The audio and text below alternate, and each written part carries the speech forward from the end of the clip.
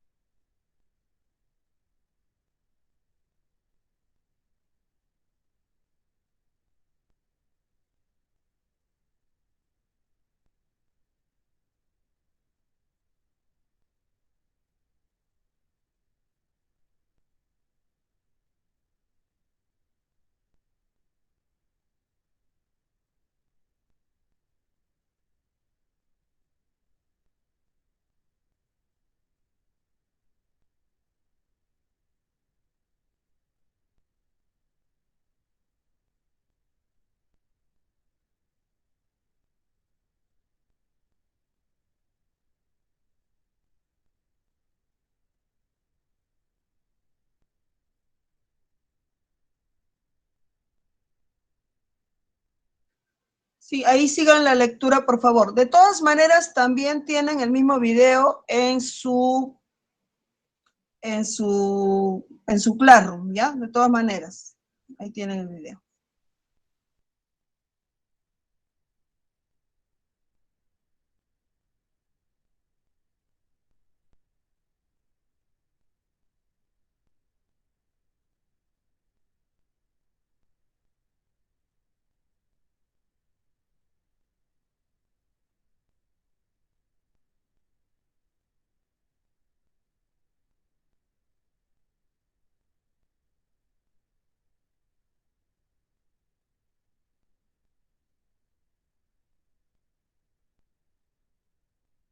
No.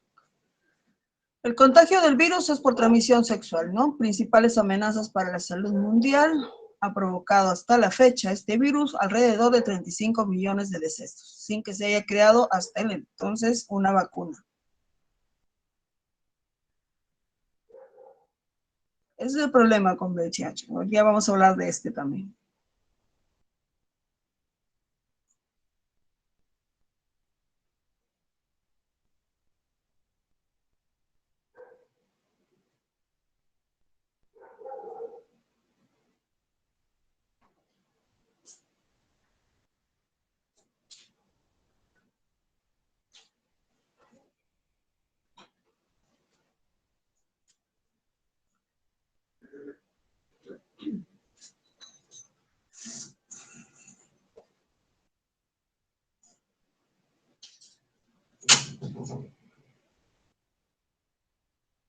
Viruela. Todas esas variantes, miren. H1N1.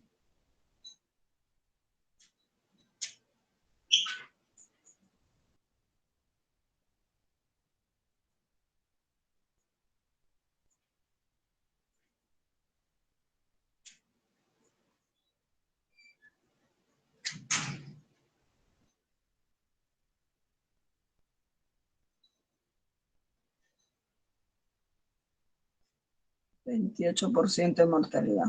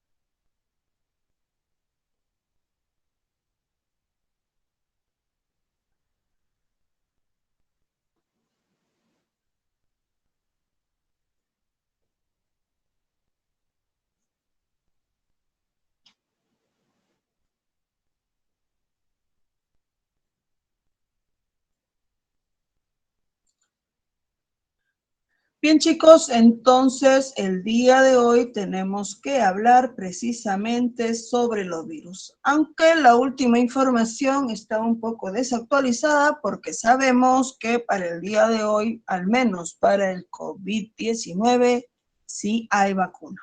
Estamos precisamente a la espera de ella. Al menos los que, tanto ustedes como quienes hablan por un tema de edad, ¿no? Porque ya los adultos mayores han empezado con su vacunación. Bien, el día de hoy tenemos que hablar aspectos importantes de entender qué cosa es un virus, cómo se define, cuál es la estructura, sus estadios, eh, cómo se clasifican los virus, en qué consiste la replicación del virus, hablaremos del SIDA, sus antecedentes, características, estructura, cómo se transmite, las etapas del virus, el diagnóstico, los síntomas que presentan, y respecto al COVID-19 también, ¿no? La estructura, el diagnóstico, los síntomas, las medidas de profilaxis y la población vulnerable con un poquito de información adecuada de más o menos cuántos casos hay en nuestro país y también en el mundo. Bien. La palabra virus, proviene del latín que significa veneno. O sea, un veneno, como saben, tiene la característica, pues, de matar generalmente al individuo que lo ingiere, ¿verdad? Siempre y cuando no se le aplique un respectivo antídoto. Dentro de lo que son los antecedentes, tenemos, por ejemplo, en 1892 a Ivanovsky, que demuestra que el virus del mosaico del tabaco era filtrable. Luego, en el 98, Friedrich Loeffler y Paul Frosch van a ir encontrando lo que viene a ser el virus causante de la fiebre aftosa. En 1899, Martinus Weinreich publica sobre el virus del mosaico del tabaco y el tomate, y Wesley Stanley en 1935 logra cristalizar el virus del mosaico del tabaco. Lo importante de los virus es que por lo menos todos los seres vivos del planeta tienen al menos un virus que los infecte. Son causantes, si bien es cierto, de numerosas enfermedades, también pueden servir como importantes herramientas de investigación. Se ha avanzado por ello bastante en lo que viene a ser la biología molecular, en el conocimiento respectivo de genes, en los mecanismos de replicación, así como de transcripción de los ácidos nucleicos. Son herramientas útiles entonces para entender un poco lo que viene a ser la evolución y además colaboran en el mantenimiento del equilibrio ecológico, reduciendo las poblaciones, cosa que en el caso de los humanos no se ha reducido demasiado, en el sentido de que tenemos la capacidad, ¿no?, de hacer nuestras vacunas y por lo tanto en el transcurso de los años vacunas que antiguamente eran letales pues dejaron de serlo gracias a la aplicación de las mismas. También los virus sirven como mediadores de intercambio genético entre individuos de una misma especie o especies diferentes y son empleados en modernos tratamientos basados en terapia genética. Un virus entonces se va a entender como asociaciones supramoleculares que están formadas por proteínas y ácidos nucleicos. Son estructuras acelulares, no se alimentan, no se relacionan para replicarse y por lo tanto van a depender mucho del organismo al cual infecte. Por eso se considera como parásitos obligados. Y también se les considera como complejos supramoleculares infecciosos, puesto que son estructuras acelulares, carecen de metabolismo, ¿ok? Así que van a ser dependientes del metabolismo del organismo al cual parasita, ¿ok? Entonces, su naturaleza es nucleoproteica, o sea, el material genético va a estar rodeado de una cápside que está formada por proteínas conocidas como capsómeros. Son además agentes altamente infecciosos, pero ultramicroscópicos. Así que para visualizarlos va a ser necesario, sí o sí, un microscopio electrónico. Fíjense nada más la diferencia entre un eritrocito o glóbulo rojo comparado, mira, con una bacteria del Escherichia coli y esta a su vez comparado con el virus de la polio, el smallpox virus, que mide solamente 200 nanómetros por 300 nanómetros.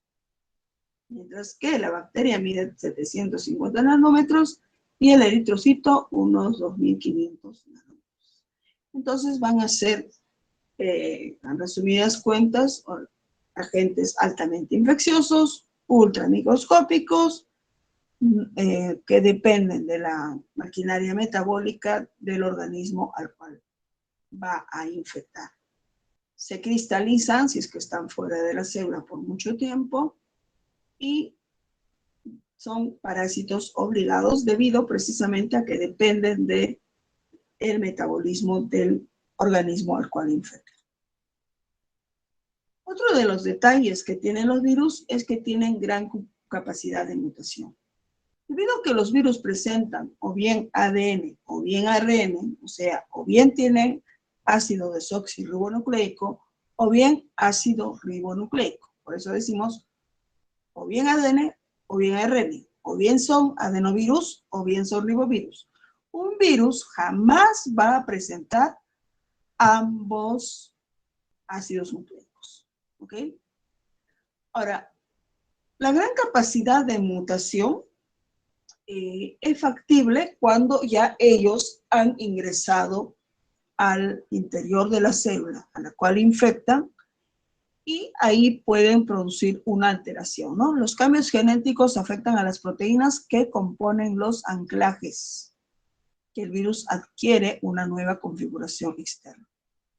¿Qué es lo que va a suceder? Dentro de las etapas del ciclo viral, hay que entender que el tema del anclaje, es decir, cuando un virus se fija a una célula a la cual ha de infectar, tienen que haber proteínas aquí en la cubierta viral y proteínas receptoras aquí en la célula a la cual va a infectar.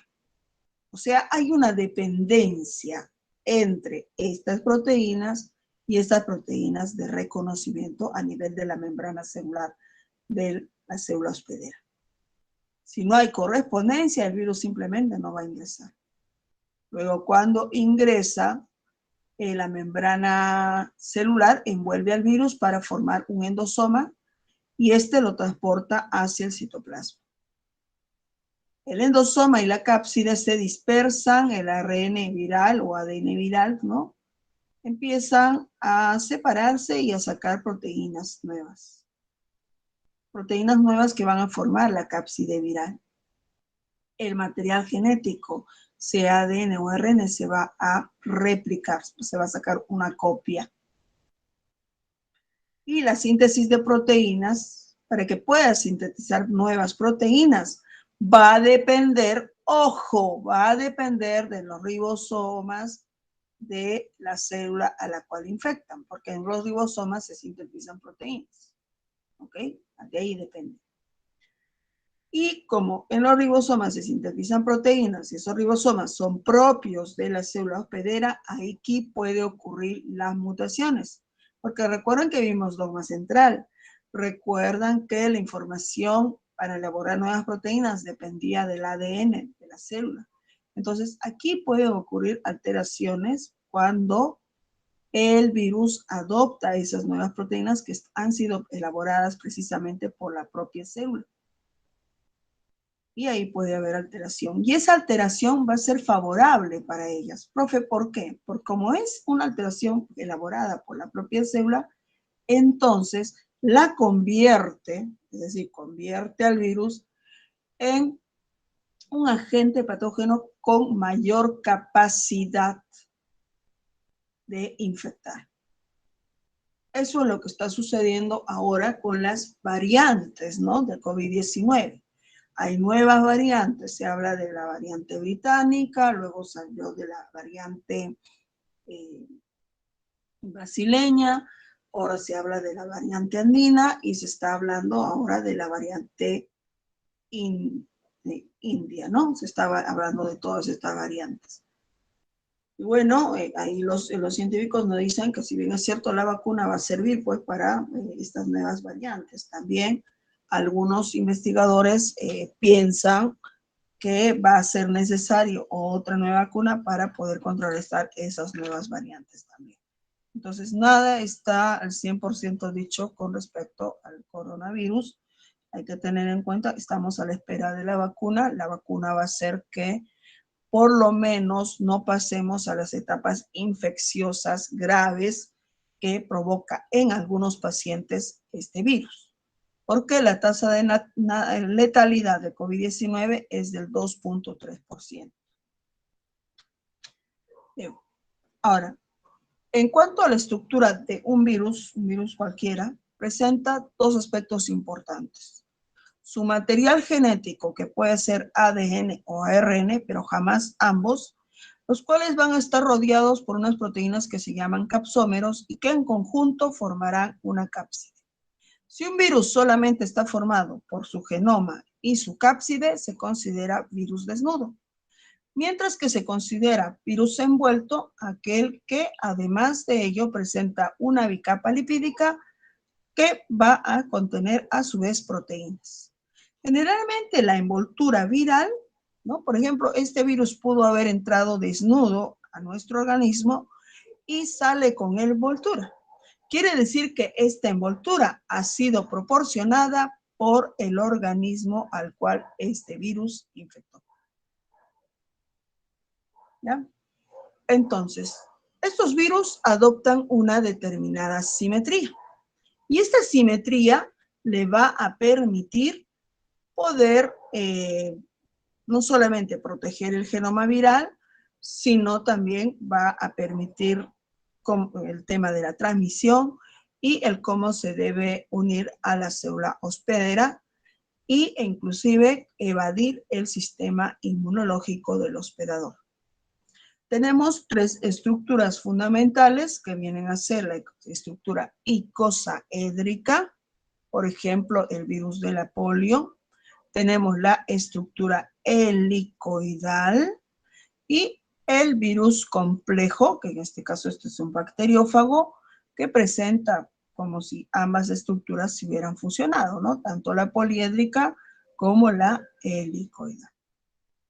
Entonces, esas son las estructuras o las formas que adopta un virus. En cuanto a los virus con envoltura, les acabo de decir que esta envoltura, que está formada por una capa lipídica y además proteínas, las adquiere de su hospedero. Cuando esos virus sacan copias de sí, se van a replicar por gemación. Mientras que los virus desnudos carecen de envoltura y cuando se replican, salen de la célula por citólisis. Ahora vamos a explicar en qué consiste la diferencia entre los dos, ¿ya? Primero vamos a ver un pequeño ejercicio que dice así. Los virus son altamente infecciosos. Sin embargo, un virus solo puede infectar a un grupo reducido de células. Esto es debido a la interacción de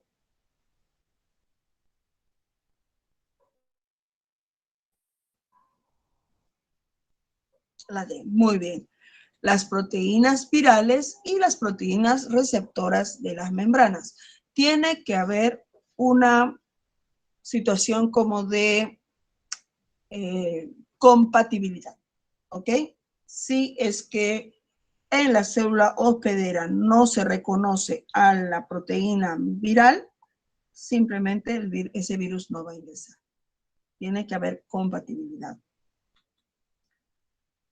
Ahora, en cuanto a los estadios virales, hay que mencionar que existen dos estadios virales. Un estadio que se da al interior de la célula hospedadora, en el cual el virus va a tener la capacidad de sacar copias de sí mismo, se va a replicar, ¿no? Y va a permitirle este proceso producir más partículas virales dentro del organismo al cual está infectando.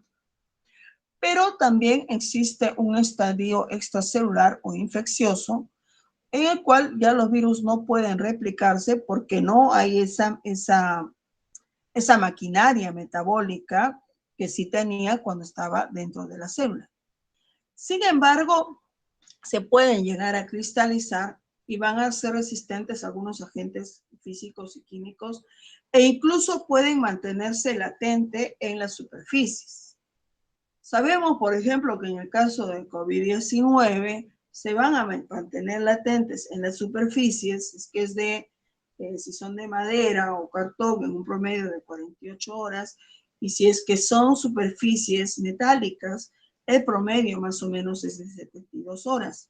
Por eso nos hablan de desinfección, ¿no? En el caso de COVID-19, la cubierta de COVID-19, que es una cubierta lipoproteica, es sensible, por ejemplo, a la lejía y al alcohol. Lejía y alcohol, entonces van a ayudarnos a eliminar lo que viene a ser la cubierta proteica y también llegar definitivamente al ARN viral y poder destruir. Por eso es tan importante el uso tanto del alcohol, ¿no? Para desinfectar nuestras manos, y la lejía, bueno, para los pisos, para los zapatos, bueno, ¿no? Que siempre se está usando. Ahora, en cuanto a la clasificación de los virus pueden clasificarse de tres maneras, ¿ya? Para que me entiendas. Los virus los podemos clasificar según su material genético en adenovirus o ribovirus. Los podemos clasificar según el organismo al cual infecta.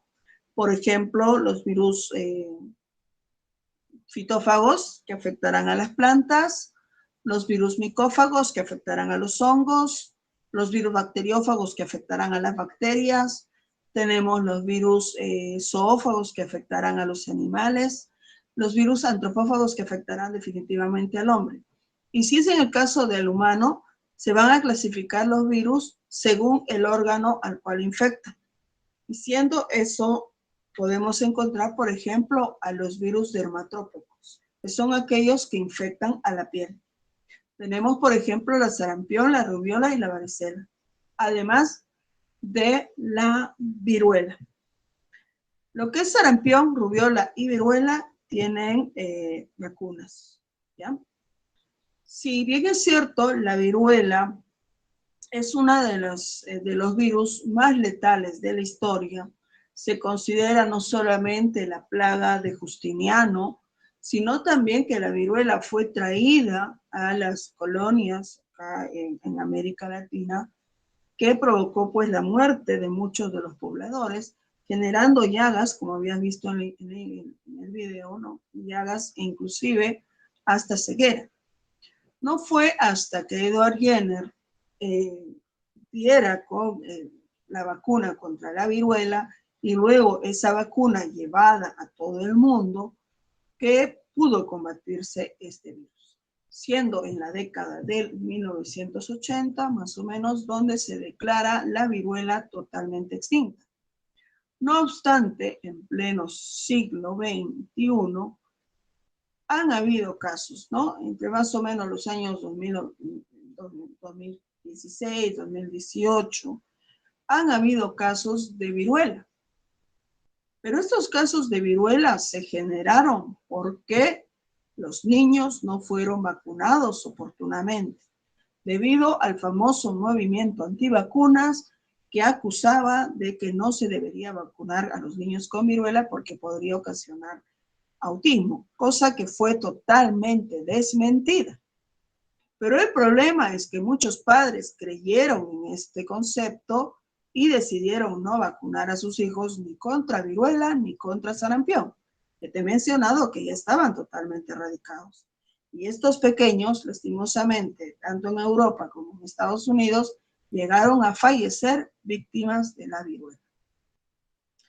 Otra de las afecciones viene a ser la rubiola, que te genera este tipo de llagas, y una infección bastante recurrente que viene a ser la varicela, que nos ha dado a la mayoría de nosotros cuando estábamos entre inicial y más o menos los primeros graditos de primaria, ¿no? Entre 5 años, 6 años, 7 años, les dio a la gran mayoría de nosotros varicela, aparecieron estas llagas, la mamá lo combatía utilizando el azul brazo, ¿no? Otras echaban un poco de chuño, bueno, en fin, ¿no? Para reducir esto. Y en cuanto a la varicela, es nuestro sistema inmunológico el que crea sus propios anticuerpos. Hay personas a las cuales les va a dar varicela mucho tiempo después, ya estando a veces en la adolescencia, ¿ya? Ahora, el problema de que surja en la adolescencia, o sea, a los 17, 18 años, ¿no? Es que en algunos casos, no en todos, ojo con eso, en algunos casos puede ocasionar cuadros de esterilidad, pero solamente en algunos casos, ¿ok? Ahí tenemos a la varicela entonces. Si ya les dio varicela de pequeños, si se acerca un primito pequeñito y los abraza y está con su varicela, ustedes no se van a contagiar con ello porque ya tienen su sistema inmunológico preparado para combatirlo. Hay virus neurotrópicos. Hay virus neurotrópicos que pueden utilizar como vectores de transporte a los animales. En este caso tenemos al virus de la rabia. Virus neurotrópico que afecta directamente al sistema nervioso central y que va a provocar dentro de los primeros síntomas cuadros de fotofobia. La persona o inclusive el animal no puede soportar la luz. Hay cuadros de desorientación, el paciente gradualmente, muy aparte del dolor de cabeza intenso que tiene, no va a reconocer a la familia, se va a volver muy agresivo y finalmente puede sucumbir con un paro cardíaco. En este caso, en el caso de los animales, cuando ya tienen rabia, se recomienda pues el sacrificio de ellos, ¿ya? Sí, les sale espuma. A los perros hay que continuamente estarlos vacunando, ¿no? Lastimosamente en estos años, en este tiempo que estamos con COVID-19, ya el Ministerio de Salud no está saliendo con el VacunCan. Todos los años antes había el VacunCan, ¿no? O sea, vacuna al can, que era precisamente vacunar a todos los perritos contra la rabia, ¿ya? Dentro de los mamíferos que van a afectarse van a ser los monos, los murciélagos, los roedores, el perro, el gato y el humano. Son los que más van a tener esta incidencia de rabia. Eso no quiere decir que no le pueda dar un león o le pueda dar a una pantera, ¿no? También le puede salir, ¿ya? Lastimosamente sí. Lastimosamente en el caso de animales sí, en el caso de los humanos son un promedio de 10 inyecciones que se aplican, pero siempre y cuando vaya teniendo sintomatología. Si por ahí de pronto en la calle un perro nos muerde, no sabemos si es que tenía rabia o no tenía rabia, estaba sin dueño, entonces nos lavamos la herida tal vez ahí en casa o nos vamos directamente a la posta y mencionamos que el perro no tenía dueño o era un perro callejero, entonces nos van a poner la vacuna antirrábica y nos pedirán que volvamos al día siguiente. Y al día siguiente nos harán nuevamente la evaluación viendo si es que presentamos algunos síntomas. Y nos pedirán que volvamos al día siguiente. Nuevamente nos pondrán la vacuna antirrábica por precaución, pero también nos seguirán monitoreando. Nos siguen monitoreando y volvemos al día siguiente, tercer día, y si no presentamos ya ninguna, nos terminan de poner esa tercera dosis y nos dice, ok, no pasó a mayores, usted no ha tenido ninguna sintomatología, se les ha aplicado por precaución estas 3 dosis, pero como no hay sintomatología, entonces el perrito realmente no estaba con nada. Si es que usted empieza a presentar sintomatología, lo primero que le van a preguntar también es más o menos dónde estaba el perro, ¿ya? Y si ese perro tenía estas características. Porque a veces la gente se asusta, no, el perro me mordió. Y uno le dice, y el perro tenía espuma, el perro se veía desconocido, el perro se veía con los ojos así rojos o como desorientado. Y si las respuestas son sí, bueno, hay que llamar ahí, en el caso no solamente Serenado, sino a la división de control animal, para que vayan y capturen a ese perrito, pues, y lo tengan que sacrificar. ¿Ya? Pero ahí también hay que hacer diferencia, ¿no? Pero que puede haber sido el perrito del vecino que a veces no nos conoce y sí está vacunado el perrito y para eso está que el dueño responsable pues, tiene que tener ahí su cartón, ¿no? Dice, no, mi perro está vacunado. Bueno, lo mordió porque, bueno, a veces el perrito reacciona, pues, ¿no? A veces se le puede morder. Nadie sabe, ¿no? Cómo va a reaccionar un perrito. Ahora, le acababa de decir que en el caso de estos virus neurotrópicos utilizaban a los animales como vectores. En el caso de la rabia, utiliza pues a vectores como puede ser el murciélago, el mono, el perro, el gato. ¿Ok? Y en el caso de la poliomielitis, el vector viene a ser la cucaracha. La saliva de la cucaracha es la que transmite este virus de la polio.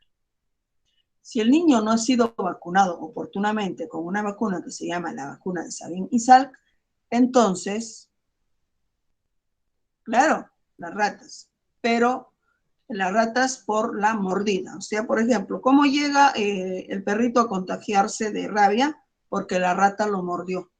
O porque tal vez la rata mordió al gato y el gato mordió al perro. Puede suceder eso, ¿ya? Por mordida, es por la saliva. Sí, por la cantidad de saliva, por la mordida. Lo que pasa es que al morder abre y en la saliva está y esta se combina pues con la sangre, ¿no? Entonces de esa manera es que ingresa. ¿Ya? Bien. En el caso de la polio, como les decía, la polio, el virus está en la saliva de la cucaracha, ¿ya? Y la cucaracha a veces pasa por algunos objetos o algunos juguetitos de nuestros niños y deja ahí al virus. Entonces el virus, no vayas a pensar que los virus ni bien salen, ya se cristalizan y mueren, ¿no? Sino que tienen un periodo de prevalecencia todavía. Entonces a veces el niñito hace lo siguiente, ¿no? Coge el objeto y lo chupa. Y al chuparlo de esta manera, entonces está ingresando el virus. Si este pequeño no fue vacunado oportunamente, va a tener, si es que ha sido contagiado con este virus, una fiebre muy alta, en la cual después va a convulsionar, la pierna prácticamente se voltea casi 90 grados, ¿no? Y cuando retorna a su posición, la pierna lastimosamente ha perdido todo el movimiento. Afecta entonces al sistema nervioso, básicamente al sistema neuromotor, ¿ya? A los que no están vacunados, claro que sí. Por eso es que la vacuna es Sabin y Salk, se aplica a los niños, ¿no? A los días de nacido y siempre con su refuerzo también. Son unas gotas que se colocan, ¿ya? Por si acaso. Años. Les cuento un detalle. Miren. En la década de 1960, 1970, la poliomielitis fue uno de los virus que afectó a muchos niños en Estados Unidos, en Latinoamérica, bueno, a nivel del mundo, ¿ok? Así que era necesario conseguir una vacuna para este mal. En ese entonces todavía no se podía producir suero artificial. Así que se necesitaba extraer el suero de la sangre de algún animal. Un animal que puede estar emparentado definitivamente con el humano, para que sea más fácil. Y se trajo hacia Estados Unidos unos monos que eran los monos macacos. De esos monos macacos se extrajo sangre y por lo tanto el suero necesario para establecer la vacuna. La vacuna se llama la vacuna de Sabin y Salk. ¿Ya? Y esta vacuna pues fue aplicada a los niños y de esta manera los niveles de poliomielitis fueron disminuyendo. Hoy en día la vacuna de contra la poliomielitis es una vacuna obligatoria que tienen que poner todos los papás a sus niños. Pero también, ¿no? Hay un detalle, ¿no? Como te decía, no, aquí no me vengas con que movimiento antivacuna, ¿no? Con polio no se juega, ¿ya? Con varicela, viruela, con viruela y sarampión, lastimosamente salió este pseudo estudio, Y por eso la gente no quiso vacunar a sus niños. ¿Ya? El problema de nunca vacunarse, que es muy raro que suceda la no vacunación hoy en día. ¿Ya? Sí, pero en el caso de estos niños, cuando vayan a llegar, por ejemplo, a niños de contrabando, como dices, ¿no? Estos niños llegan hacia una familia adoptiva. Esa familia adoptiva eh, no va a tener que, si quiere insertar a ese niño en la sociedad, tiene que pasar por todas las vacunaciones, ¿no? Eso es así. Eso es así. Lastimosamente, muchos de los niños pues van naciendo, sobre todo en zonas bastante pobres, donde este problema sí puede afectar. En zonas muy pobres, este problema suele afectar si es que los padres pues no llevaron a vacunar a sus niños. El tema de la vacunación, al menos salud, educación, siempre están de la mano, ¿no? Por ejemplo, cuando queremos matricular a nuestro pequeñito al jardín, y ojo que nos piden que lo matriculemos desde que tiene 3 añitos, ¿qué nos pide? La ficha de vacunación, ¿verdad? No, a ver, señor, usted va a vacunar a su niño, ya, su ficha de vacunación, ¿dónde está? ¿No? Le faltan estas vacunas, ¿no?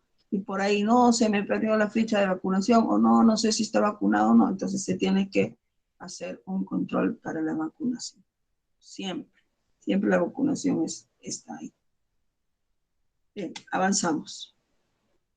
Según el órgano que infectan, ¿no? Porque, por ejemplo, tenemos virus viserotrópicos, como son la hepatitis y el ébola.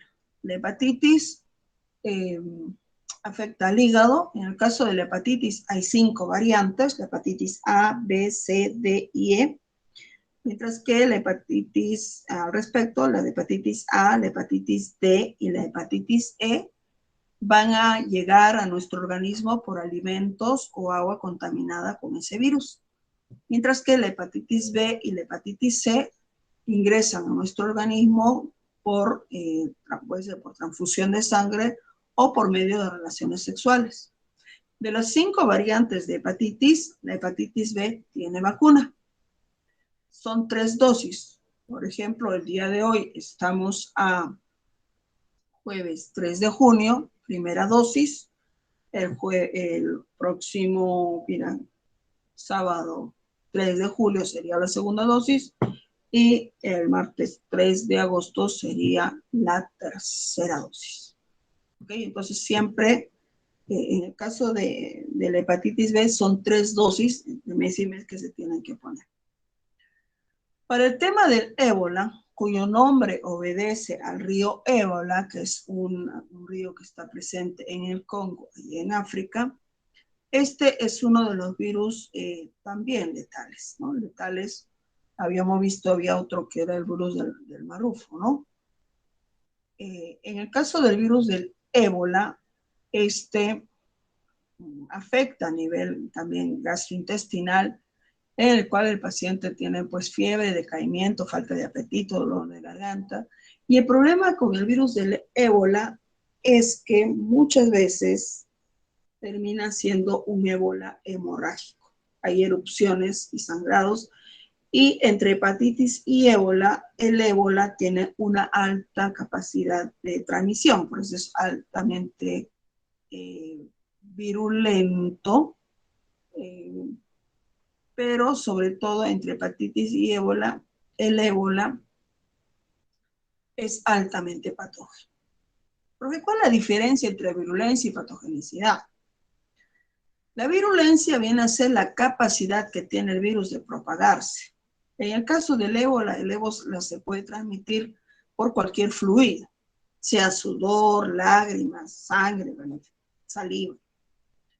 En el caso de hepatitis, bueno, si es la hepatitis A, D o E, es por alimentos o agua contaminada. Y si es hepatitis B o C, es por transfusiones de sangre o por relaciones sexuales. Así que en temas de transmisión, quien es más viral, digamos, o más transmitible, va a ser ébola. En tema de patogenicidad, la patogenicidad es la capacidad que tiene el agente patógeno, llámese virus, bacteria, hongo o protozoario inclusive, de matar al paciente. Por lo tanto, entre esos dos, el ébola es mucho más patogénico que hepatitis.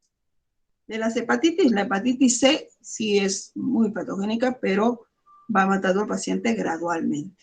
En cambio, en ébola, la muerte sucede en poco tiempo. Un paciente entre 1 y 2 semanas es la sobrevivencia de vida de este paciente si es que lastimosamente ha sido contagiado. En el 2016 hubo una posible pandemia del ébola, menos mal fue controlada oportunamente.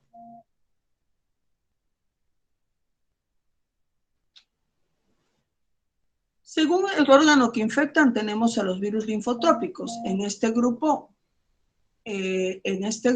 vamos a encontrar al virus de inmunodeficiencia humana, que ocasiona el síndrome de inmunodeficiencia adquirida, y estos infectan pues a los ganglios linfáticos y linfocitos. ¿Okay? Hablaremos más de ellos. En cuanto a los virus neumotrópicos, estos infectan definitivamente a los pulmones. Aquí podemos tener todos los virus de la gripe, los de la influenza, los del coronavirus. ¿Ya? Todos esos virus son virus neumotrópicos. En el caso de los virus flebotrópicos es porque infectan a los vasos sanguíneos. Aquí podemos encontrar el dengue, que puede producir el famoso dengue hemorrágico, en el cual el paciente no solamente tiene dolor en los ojos, sino también dolor muscular, dolor en los huesos, dolor en sus articulaciones, náuseas y vómitos, sarpullidos y dolor de cabeza. Acá en Perú, lastimosamente, tenemos que enfrentar dos cosas, al menos a nivel en los que vienen a ser las zonas tropicales, Madre de Dios, parte de Tumbes, parte de Loreto, todo lo que viene a ser la Amazonía, tienen que combatir contra el dengue y contra el coronavirus. Y al inicio de esta pandemia era lo preocupante, ¿no? Todo el mundo hablaba de coronavirus y las regiones estaban quejando, oigan, tenemos dengue también. La gente se está muriendo por dengue, ¿por qué no nos hacen caso? Y luego vino el coronavirus y tener que combatir estos dos. El mosquito Aedes aegypti, este que está acá, no solamente transmite el dengue, también puede transmitir otros dos virus, como son Zika y chikungunya. En Brasil, más o menos en el año 2016, hubo una epidemia de Zika, que ocasionó que los niños nacieran con microcefalia. Fue en el 2016 donde el gobierno de Brasil pedía a las mujeres procurar no salir embarazadas hasta que no controlaran adecuadamente al virus. Lastimosamente, sí hay un grupo de niños que llegaron a nacer, una población de la generación del 2016, que nacieron con Zika, o que nacieron con microcefalia, producto de de que sus mamás fueron picadas con el virus del Zika. ¿Okay? Bien, avancemos. En cuanto a los virus adenotrópicos, estos infectan a las glándulas. Vamos a encontrar en este caso a las paperas. Un momento, chicos.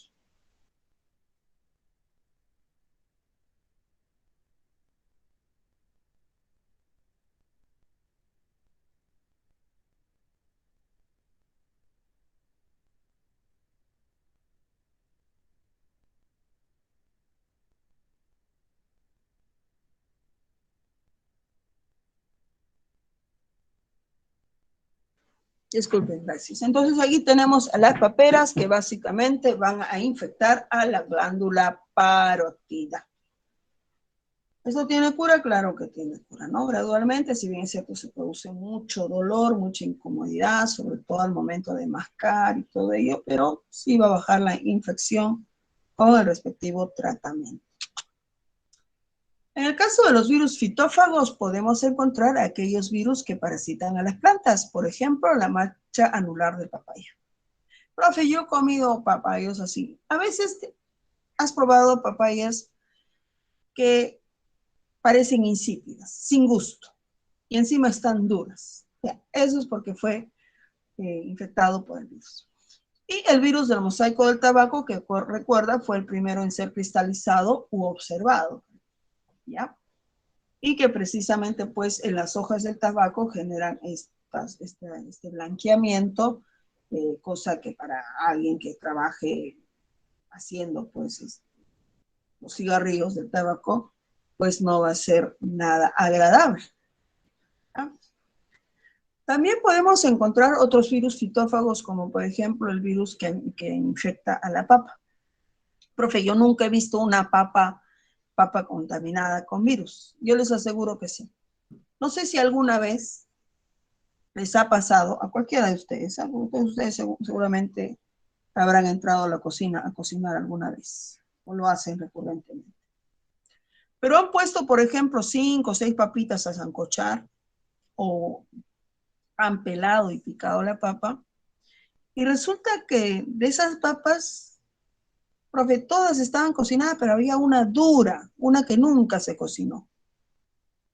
Ya, si nunca se cocinó, y aparte que es dura, y si tú la masticas encima está totalmente insípida, es porque esa papa ha sido contaminada con un virus.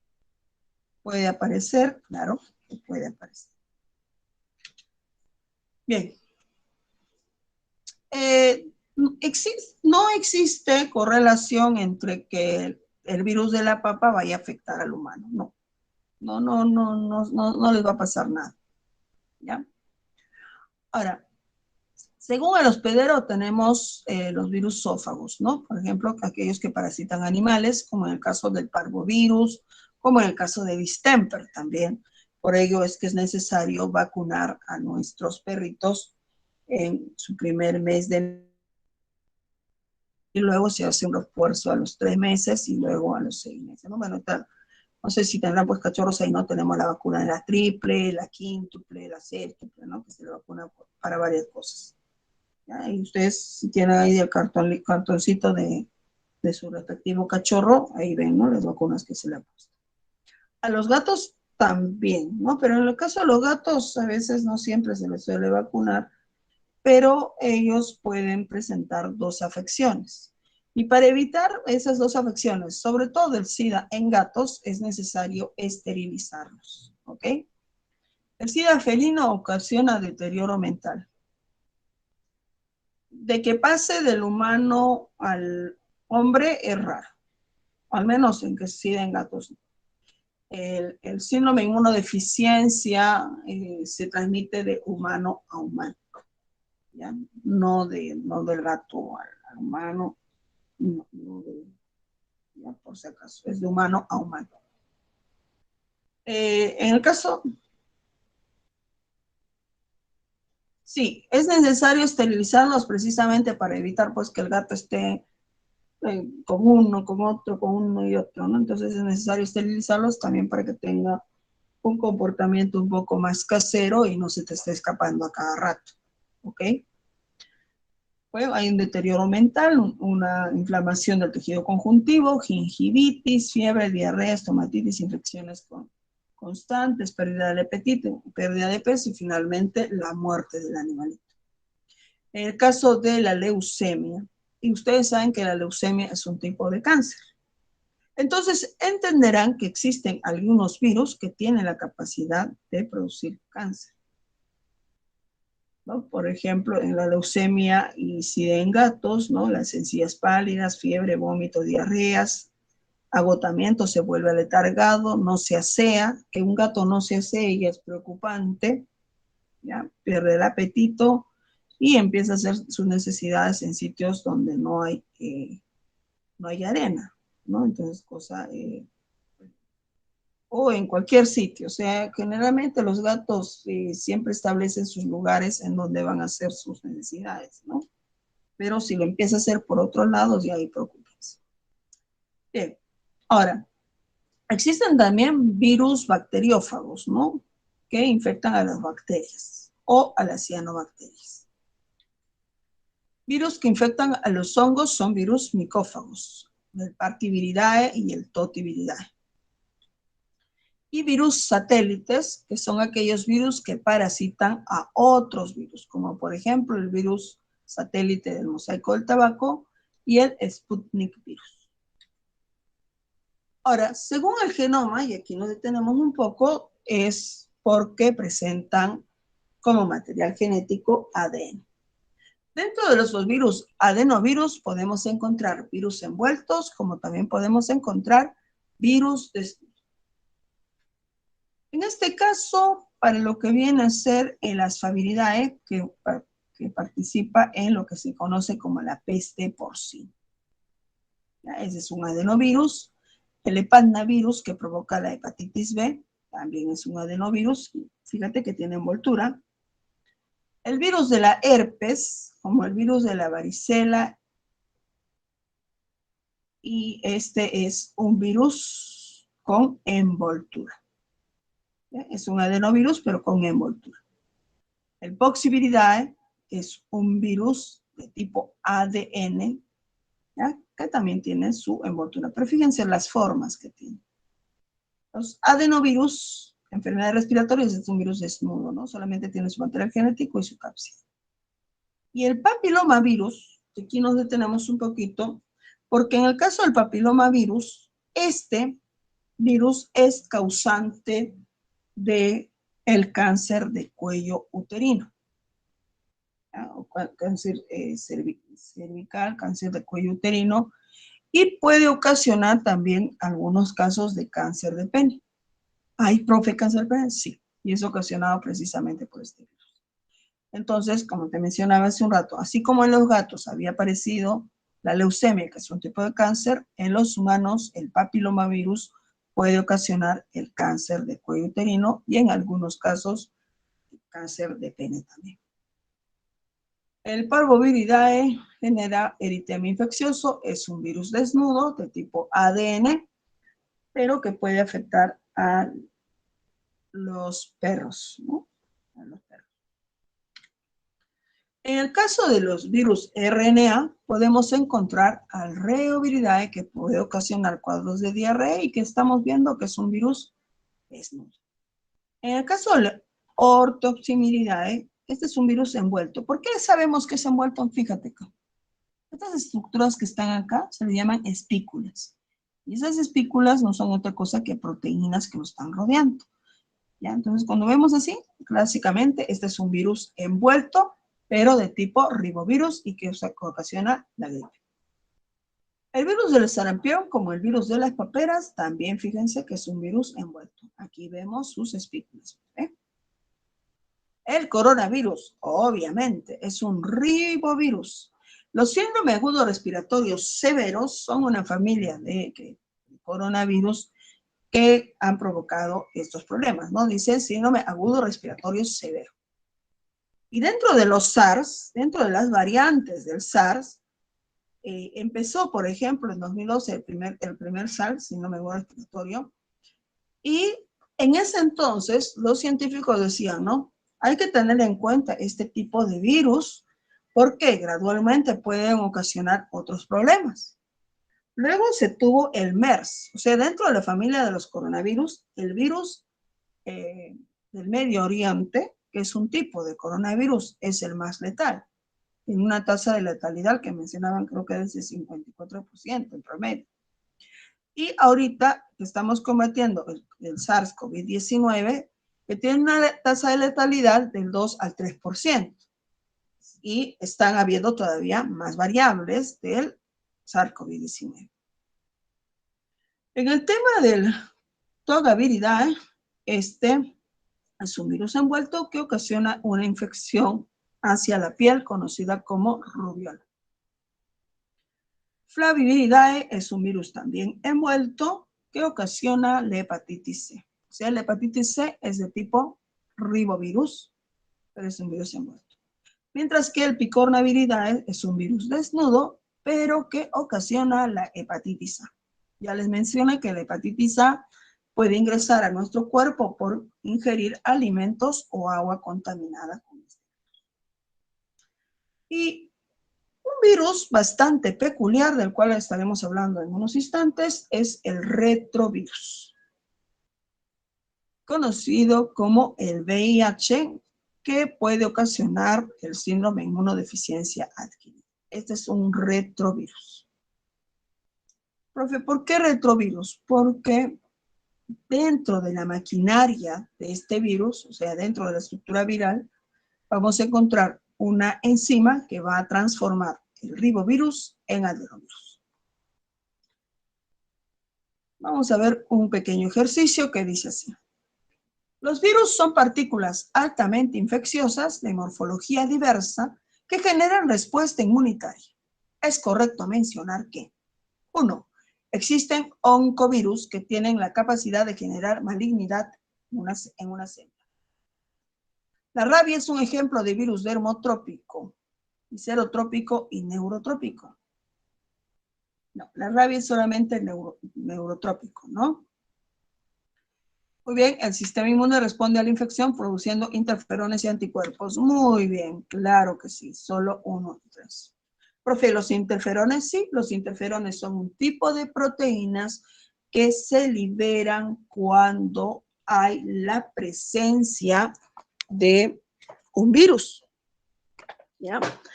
Y los interferones tenían pues varias funciones, ¿no? Dentro de lo que viene a ser el sistema inmunológico, los interferones van a viajar hacia las células indicándoles que no deben recibir a ese virus, ¿ya? Para que la célula evite lo que se conoce como la fijación del virus.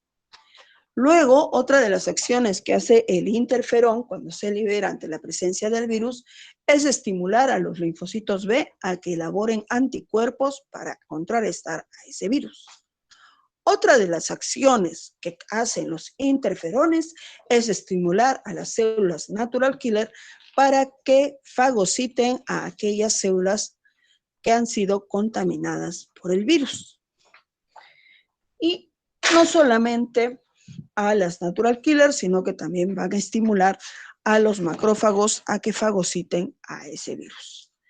Por último, otra de las acciones que hacen los interferones es la de provocar la fiebre. Profe, ¿por qué se provoca la fiebre? Resulta que la respuesta inmunológica es mucho más efectiva mientras se incremente la temperatura. Motivo por el cual entenderás que frente al COVID-19, la fiebre es cada vez más elevada, ¿no? 39.5, 38.5 son los estadios de fiebre que indican la presencia de este virus en el organismo. Bien, continuamos. Ahora, ¿cómo hace un virus para mantenerse en el organismo? Para lograrlo necesita la replicación viral. Fíjense, un virus tiene dentro de la célula 2 periodos, ¿ya? El periodo que estamos viendo ahí se conoce como el periodo lítico, que es el periodo de mayor actividad viral. Fíjense que lo primero que tiene que ocurrir es la fijación o absorción. La fijación o absorción es factible siempre y cuando existan proteínas de reconocimiento a nivel de la membrana celular que correspondan a las proteínas que están rodeando al virus. Y no solamente aquellas proteínas que estén en su envoltura, sino también aquellas proteínas que están en la cápside. Tiene que haber entonces correspondencia entre los receptores que están en la membrana celular y las proteínas que están presentes en el virus. Eso se conoce como fijación o absorción. Una vez que se haya reconocido, lo que hace el virus es ingresar, inyectarse, ¿no? Inyecta ese material genético y se introduce a las células, pero ingresa con todo, ¿ok? Ingresa con su, en este caso, ingresa la cápside, ingresa el material genético también. Profe, ¿y la envoltura? La envoltura puede quedarse afuera. Profe, ¿por qué? Porque aquí adentro, esa envoltura va a ser proporcionada por los ribosomas del interior de la célula, ¿no? O sea, por la misma célula hospedada. Ahora, ¿qué cosa significa la síntesis? Síntesis significa sacar, obviamente, una copia al material genético, sacarle copias a las proteínas que van a formar la cápsida.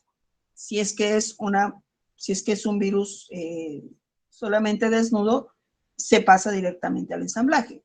Pero si ha sido un virus que provenía de un virus envuelto, entonces también aquí en la síntesis se elaborará su envoltura.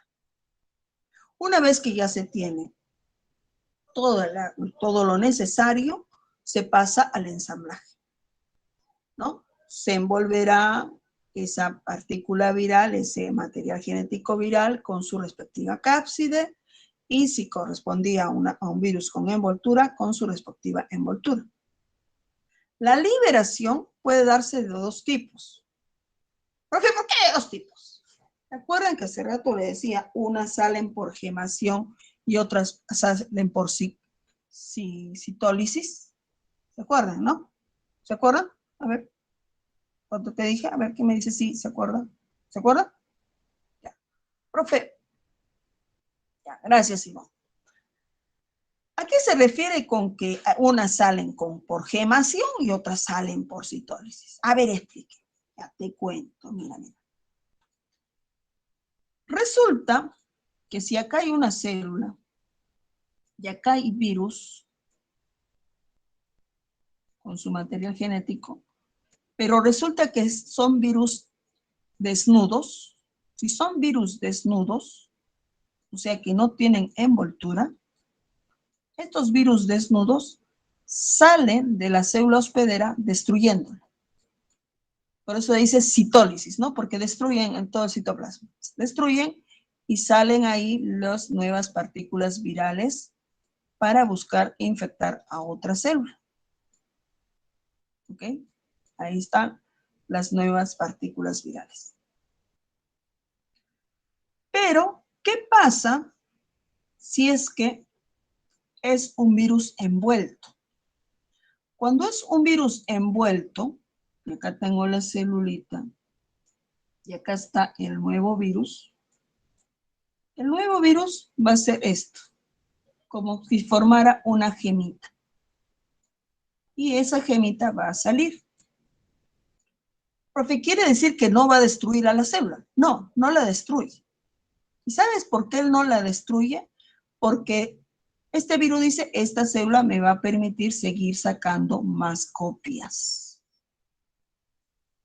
Entonces, esa es la diferencia entre los virus con envoltura y los virus sin envoltura. Los virus sin envoltura, cuando salen de la célula, la destruyen, mientras que los virus con envoltura, cuando salen de la célula, conservan todavía esa célula infectada para seguir elaborando más partículas virales.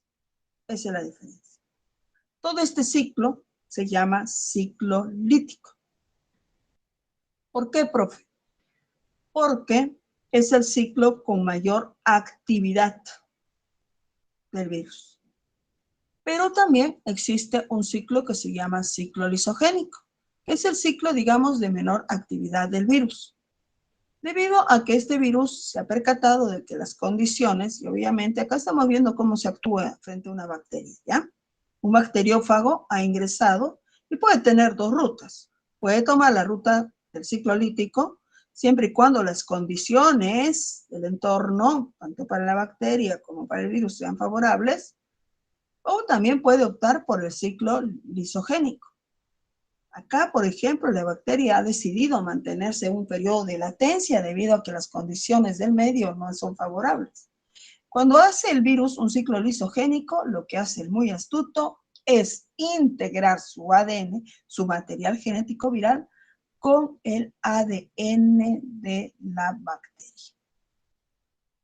Y bueno, de ahí se puede dar la mitosis, o sea, sucesivas divisiones mitóticas, pero ya la bacteria tiene el material genético viral. Ya tiene al virus dentro de sí. ¿Ok? Eso se llama ciclo lisogénico. Y el otro ciclo se llama ciclo lítico.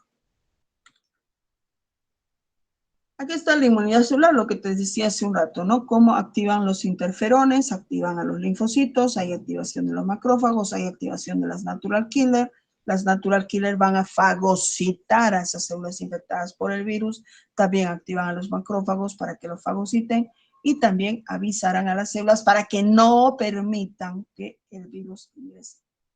Por eso no hay replicación vírica. Bien, existen unas variantes que son los viroides y priones. Un viroide es una partícula infecciosa, pero que solamente va a atacar a células vegetales y su material genético va a ser un ácido ribonucleico de tipo circular.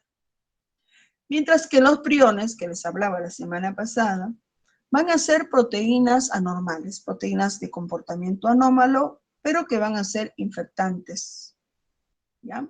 Y pueden causar enfermedades neurodegenerativas, como por ejemplo la enfermedad del Kuru o la enfermedad de Krasov-Jacob, o en el caso de el ganado ovino, la enfermedad de las vacas locas o el scrappy, ¿ya? En el caso de la enfermedad de las vacas locas, ojo con esto, y aquí me detengo. Hubo una época en que solamente había enfermedad de las vacas locas. Solamente había enfermedad de las vacas locas y no había el scrappy, que básicamente afecta al ganado caprino y ovino, ¿no? O sea, solamente afectaba al ganado bovino. ¿Qué es lo que pasó, profe? ¿Por qué razón es que de pronto de lo que estaba afectando solamente al ganado bovino, pasó a afectar al ganado ovino y caprino? Esto sucedió porque cuando apareció la enfermedad de las vacas locas, ante que la gente no quería consumir esto, lo que hicieron fue procesar precisamente a estas vacas locas y procesaron todo lo que son los cerebros y todo ello, y hicieron alimentos para animales. Precisamente este alimento fue dado al ganado ovino, o sea, a las ovejas. Y al tiempo apareció que las ovejas también estaban con los músculos que no podían mantenerse, no podían mantener la postura, tambaleaban, tenían comportamiento errático, no conocían a sus pastores respectivos, entonces, y morían en poco tiempo. ¿Ya? Entonces, y eso luego estudiaron y dijo, uy, se contaminaron porque habían comido esta carne de vaca, ¿no? Con todos los cerebros que había sido molida, triturada y dada como alimento para estos animales. Entonces, se prevé que no se debe consumir ello, ¿no? Para que no se alimenten con eso.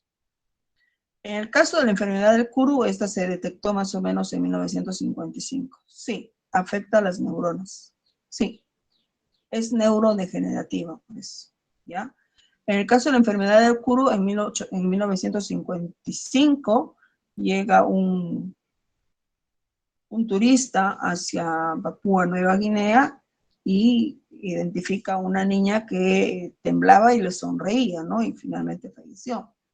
Y luego, al año siguiente, llega otro científico, un investigador, que va dándose cuenta de esto de la enfermedad del Kuru, y se percata que muchos de estos pobladores tenían por costumbre comer los cerebros de la gente.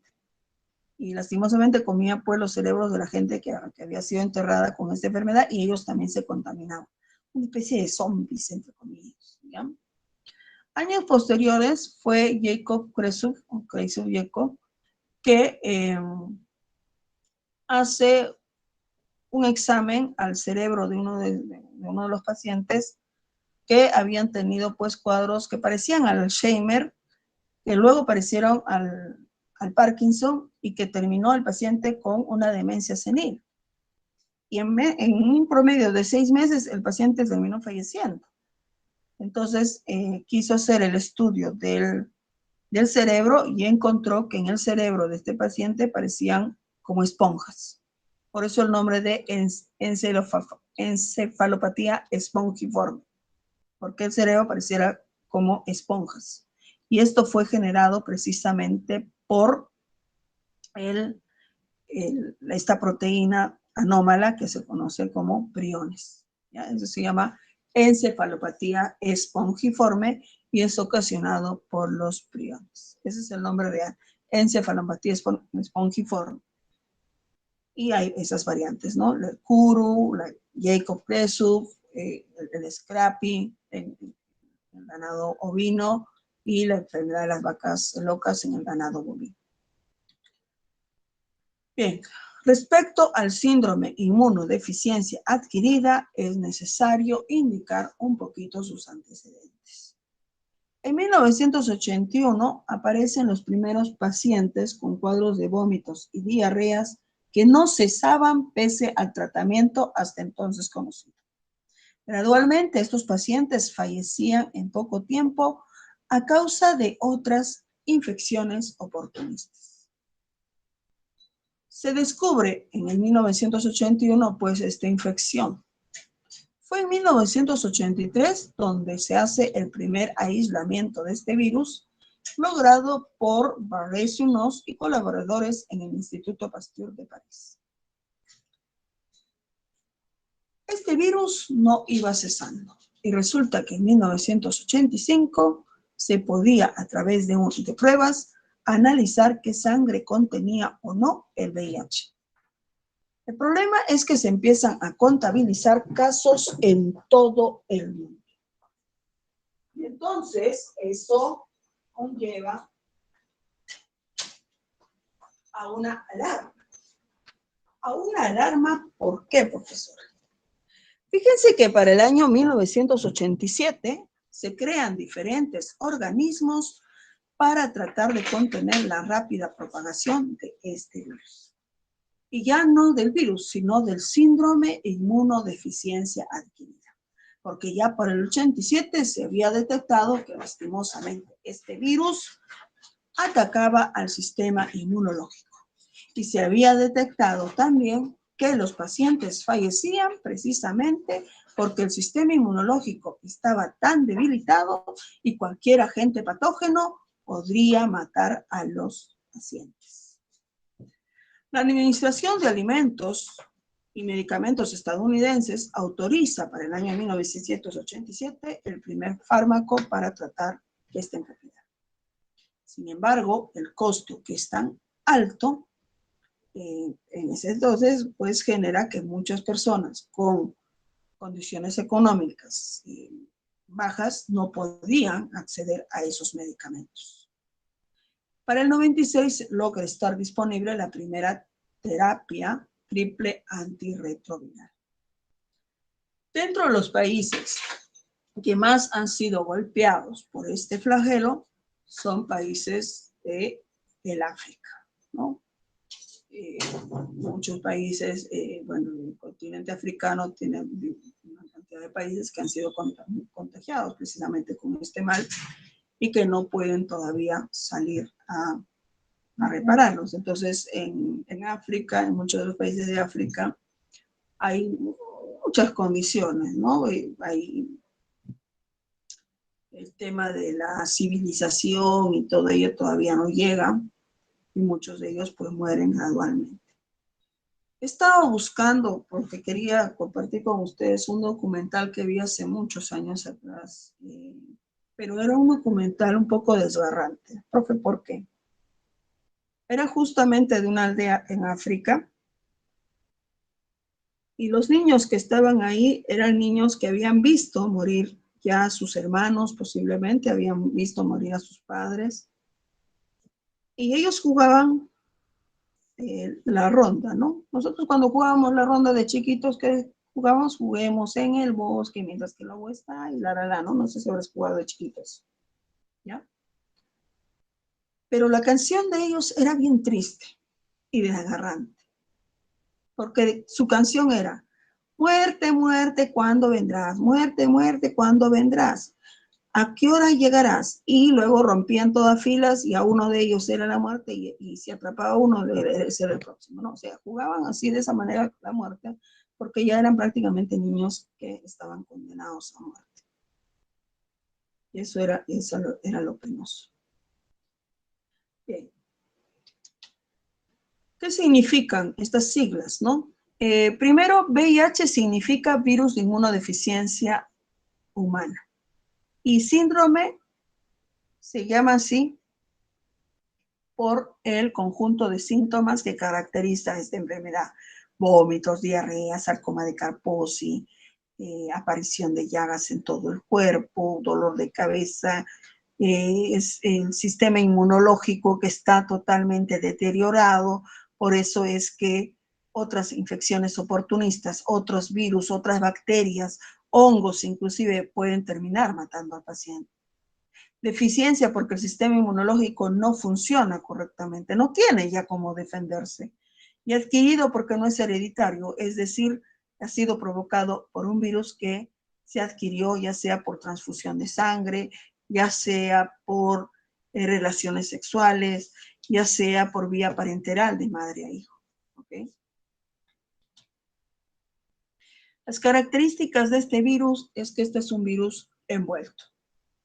Es un tipo de ribovirus y este virus condiciona a los enfermos a ser más vulnerables a ciertas enfermedades debido a que ataca a los linfocitos T4, también conocidos como linfocitos auxiliadores. Un detalle, ¿ya? ¿Se acuerdan que para que un virus pueda ingresar a un organismo tiene que tener receptores, ¿verdad?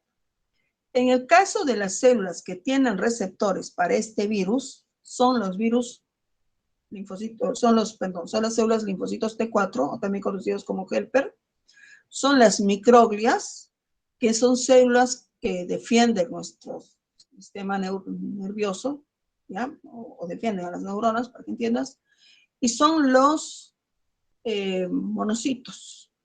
Y los monocitos son células que se van a convertir en macrófagos. O sea, en el caso de los monocitos son la segunda línea de defensa. El problema con que ataque a los linfocitos es porque está atacando al director. El linfocito T4 es el director, el que va a dirigir la respuesta inmune. Y si ataca a los monocitos, está atacando a aquellos que van a ser la segunda línea de defensa. Y si ataca a las microglias, va a atacar definitivamente a aquellas células que van a ayudar a proteger el cerebro. Ahora, el VIH tiene como material genético 2 copias de ácido ribonucleico idénticos. Y además contiene una enzima que se llama la retrotranscriptasa inversa. Sabemos además que es un virus con envoltura. Existen 2 variantes, ¿ya? La VIH-1, que cuenta con mayor distribución en el mundo y es la causa de la pandemia. Esta evoluciona en el cuerpo de una persona lentamente. Por eso es que también al VIH se le conoce como lentivirus y es más controlable. Está compuesto por 11 subtipos, A1, A2, B, C, D, F1, F2, G, H, J y K. El VIH-2 lo vamos a encontrar sobre todo en África Oriental, aunque inusualmente pueden haber casos aislados en otros lugares. Este evoluciona en el cuerpo de manera mucho más lenta que el VIH-1, pero es menos controlable.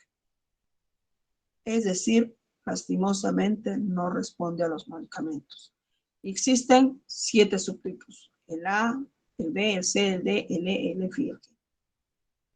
Los tipos, según se dice, bueno, el VIH-1, el chikungunya enterovirus, y en el otro, que es de los monos Scurtin, van a ver, es más restringido. La estructura, como sabemos, está formado por 2 copias de ARN, además de su enzima retrotranscriptasa inversa. Fíjense lo curioso de este virus. Primera envoltura con sus cápsides, ¿no? Que son proteínas que se conocen como las P24. ¿Ya? Por eso dice, posee 72 espículas, pero las espículas están afuera. Primero vamos por dentro, ¿ya? Luego también hay otras proteínas aquí, sobre lo que ya viene a ser cápside, hay otra cubierta de proteínas que son las P18 y las P17. Luego recién aparece la envoltura. Y en la envoltura podemos encontrar a la glucoproteína 120 y la glucoproteína 41. Estas dos glucoproteínas van a ser esenciales para entender al virus. Profe, ¿por qué? ¿Recuerdas que hace rato le decía, chicos, para que un virus pueda adherirse a una célula tiene que haber receptores? Ya. Es las glucoproteínas 120 las que van a participar en la primera etapa del ciclo viral conocida como adsorción o también llamada fijación. Mientras que las glucoproteínas 41 van a participar en la segunda etapa del ciclo viral, que se conoce como la inserción o penetración. ¿Okay? O sea, ella se fija y ella hace que el virus ingrese. Por esa razón es que existen algunos medicamentos hoy en día que permiten contrarrestar precisamente a la glucoproteína 120 y a la glucoproteína 41. Sobre todo a la glucoproteína 120 para evitar que el virus se fije a la célula y al no ser fijada a la célula, entonces puede ser rápidamente eliminada. Aquí tenemos la proteína P24, que está formando parte de la cápside, así como también la proteína P17, que va a formar esta estructura que está rodeando a la cápside, conocida como matriz. Además, en el interior de la nucleocápside podemos encontrar a la proteína 6 y la proteína 7. Ya en la envoltura, no se olviden que tenemos a la glucoproteína 120 y a la glucoproteína 41. Profe, ¿y qué cosa hace esta integrasa? Vamos a ver qué cosa hace luego esta enzima. Primero vamos a hablar de la enzima proteasa. La enzima proteasa actúa cortando las piezas de proteínas DAG-POL y de GAG-POL, ¿no? Que provienen ya luego de haber realizado lo que viene a ser la retrotranscripción. Y la retrotranscripción es producida por esta enzima que se llama transcriptasa inversa, que transforma el ARN viral en ADN viral. Para ello también podemos encontrar otra enzima que se llama la ARNasa. Es la que es responsable de separar las cadenas de ARN de las de ADN durante la transcripción inversa. ¿No ves que venía de ARN y pasó a ADN? Entonces se tiene que separar esas dos estructuras. Lo que hace la enzima integrasa es realizar la inserción del ADN proviral en el genoma de la célula huésped, cumpliendo tres funciones. Por ejemplo, la exonucleasa, que se encarga de cortar los dos nucleótidos del extremo 3 de cada una de las dos cadenas del ADN proviral. La endonucleasa, que corta el ADN del huésped en el punto de integración. Mira, ¿ven? Integra ahí en el ADN del huésped. Y la ligrasa proviral, la ligasa, que el ADN proviral es soldado mediante solo un enlace covalente en cada extremo del ADN celular. Ahí están entonces todas esas enzimas. Entonces vamos entendiendo que para que un virus como el VIH ingrese al interior de la célula, la infecte, va a necesitar primero a la glucoproteína 120, a la glucoproteína 41, luego también cuando ya se integró va a necesitar a la retrotranscriptasa inversa, va a necesitar a las enzimas como la integrasa, la ligasa, la proteasa también y la ARNasa también. Todas esas son enzimas que le van a permitir entonces al VIH poder ingresar adecuadamente a las células. Y también las integrasas, ¿no? La integrasa. Ahora, el genoma del VIH consiste en ARN. Ya hemos visto que este ARN, gracias a la acción, y son dos, ¿no? Son dos tipos de ARN, y gracias a la acción de la retrotranscriptasa se transforma en ADN. ¿Ya?